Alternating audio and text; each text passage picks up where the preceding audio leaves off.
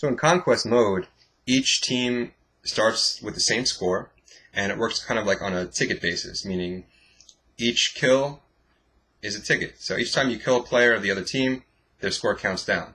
But more importantly, the more flags that your team holds, the faster their score will count down. So if you hold the majority of the flags, their score will count down faster than yours. If you hold all the flags on the map, it will count down faster than just a majority. So there's a little bit of strategy involved. I mean, you can try to hold all of the flags on the map at one time. It will spread your forces a little bit thinner. Or you can try to hold the majority, where you can have more players at each flag at one time and still be able to win the round because their score is counting down faster than yours. And anybody who's played Battlefield in the past will be familiar with how Conquest works. It's always been there, like I said. It wasn't there originally in Battlefield Bad Company, the first one, but they did eventually send that through as downloadable content because I'm sure a lot of people missed it. And it is a good time. So those are the 3 game modes that you'll be experiencing. I believe there's a 4th called Squad Rush that will be coming down the pipe at some point for this game. I'm not sure how it works. Just from what it sounds, I guess it's like Rush mode, but instead of a team of 12, maybe it's just squad versus squad, or I'm not sure. But eventually there'll be more game modes and more maps and more weapons and so forth, because there is a section of the game where it shows you actually a calendar of when new content will become available in terms of by month. So that's kind of a nice thing.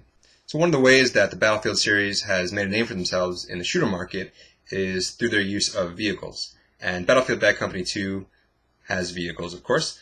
On land, you have ATVs, jeeps, tanks. In the air, there are several different forms of helicopters to fly, whether they be transport or attack. You have, on the sea, jet skis and boats. Now, these vehicles are always fun, whether you're a driver or a passenger. As a passenger, you normally have an emplaced weapon that you can man and shoot from. If you don't have your own weapon to shoot from, that is an emplaced weapon, you can usually just be a passenger and shoot with your own weapon while you're driving around. Vehicles are great. I personally like the helicopters, flying them around. When I first jumped into a helicopter in this game, first thing I did was crash straight into the ground. They take a little bit of getting used to. It's been a while since I played Battlefield, but once you get it down, again, it's just like riding a bike. Helicopters are great. The land vehicles are quick, especially the ATVs. The tanks, of course, are not as quick, but they're powerful, and all the vehicles are fun to use. So that's one of the things that I like about Battlefield in terms of how it's different from other shooters. If you must know, I do not play Call of Duty. I did play the original Modern Warfare. I had a good time, but overall, I've been actually kind of been spending a lot less time playing multiplayer shooters, especially military shooters, looking for something maybe a little bit different, because they tend to have no point, really, for me. They're fun for a certain amount of time, but really overall what you find yourself doing is the same thing over and over again. You shoot, you kill, you get shot, you spawn, you shoot, you kill. The objectives are always the same. The maps are always the same. I mean, sure, you can get better at the maps, you can get better weapons and whatnot, but ultimately it just comes down to shooting other people until the round ends and then doing it again. But that's my take on first-person shooter multiplayer experiences. Now, in terms of how I feel about this game, let me go ahead and talk about what's good and bad and ugly about Battlefield 2, or Battlefield Bad Company 2. So what's good about Battlefield Bad Company 2?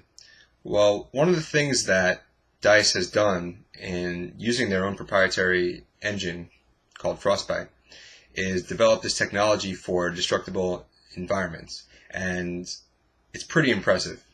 You can destroy basically anything in this game, whether it be trees, buildings, any type of structure can be demolished to the point where it's no longer standing. And it opens up a different form of gameplay element where, number one, any type of cover that you happen to be behind can no longer exist like that. So you have to be on the move if people find your position, especially if there is a tank in your vicinity, because tanks can take out a lot of terrain fairly quickly in terms of causing a lot of destruction. And helicopters can do the same as well, attack helicopters. You can blow up the environment using C4, grenades, RPGs, and it changes the layout of the map every time you play. There are different objectives that are behind or inside buildings that you need to actually blow up doors, or you can actually use your knife to break down doors, break down fences, chain link fences, wooden fences, things like that. So as you go through the game, things are blowing up around you, buildings are coming down, debris is flying everywhere, and it's fantastic. Which brings me to the audio, because the audio in this game, the sound effects particularly, are amazing.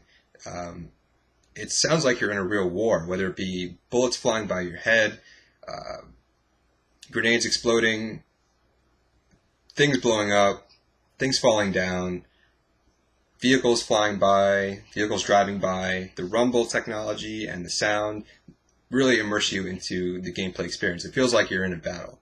And then you throw in, like I mentioned earlier, the audio shoutouts in terms of the characters using these canned messages that they call out for specific events in the game. Everything combines to make for quite the oral experience, oral in terms of audio. I like the fact that they chose to go with a squad-based type system. So instead of having, say, 12 to 16 players on your team and hearing people screaming all the time, you have a squad of 4. If they're your friends, great. If not, then you can still work together pretty well to find where you need to go, call out different enemies, different enemy vehicles that may be in the area, decide which route you want to take together, and you can always see them clearly on the map. Your squad mates have green icons. The rest of your friendly team has blue icons.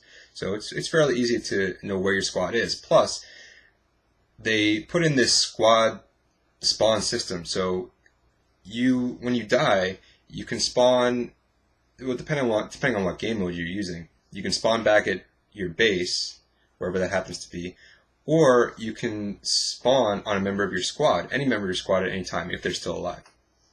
So on your spawn list, instead of just particular points like there was in previous Battlefield games, whether it be different objectives that you've already captured or your base, you now have also the names of your squad members added to your list. So you can scroll down, see where any particular squad member is on the map. If they're close to an objective or wherever, if they're close to somewhere you want to be on the map, you select them and boom, you appear right behind them. And it actually opens up a new level of strategy in the game where if you're in an area that's important to progress through the map and your other members are dead, well, then it might be your job at that point to not just go out and get shot, but to stay where you are so that your other squad members can then spawn on you and continue to progress through the level successfully. So I like the squad spawn, or the spawning on your squad system that they implemented in this game. And there's a good chance that other first-person shooters will take a cue from this and probably implement that as well. So then there's the graphics. They look great. And when you combine the audio, like I was talking about earlier, with the explosions that you see, the vehicles, the debris falling down all around you, the vistas in the background, the draw distance is fairly decent in this game. The graphics are pretty impressive, and it definitely helps to pull you into the game. You feel like, again, you're in the middle of a war. There's nothing too bad to say about the graphics, really. And again, most of the time when I talk about graphics, it's not something that I consider that important to the overall gameplay experience for any particular game that I play. I mean, it may be something that you notice, but overall, for me at least, it's more the gameplay than anything. But again, Battlefield 2, impressive graphics.